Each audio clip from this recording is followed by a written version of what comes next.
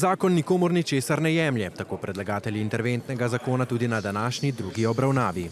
Res je, da ukrepi, ki so predlagani, posegajo v strukturo proračunskih izdatkov.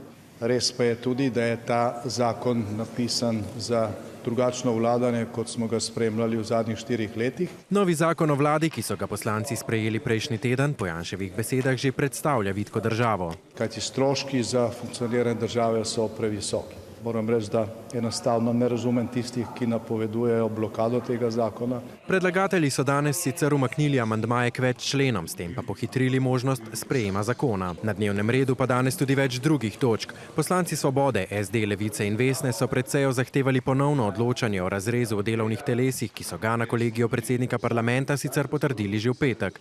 Luka Mesec je ocenil, da mora imeti vsaka poslanska skupina praviloma vsaj enega člana v vsakem delovnem telesu. Že povsem na začetku seje pa nov besedni dvoboj s predsednikom Hrama demokracije. Sam smatram, da vaš predlog ni postopkovni, čeprav me ekipa prepričuje drugače. Zdaj, gospod Stevanovič je s tem pokazal, da ne razume osnovne abecede demokracije. Sam pri sebi razmislite o tem, da ste prvi predsednik Državnega zbora, ki ste rekel, službe mi pravijo, da naj tega ne naredim, pa bom kljub temu to storil.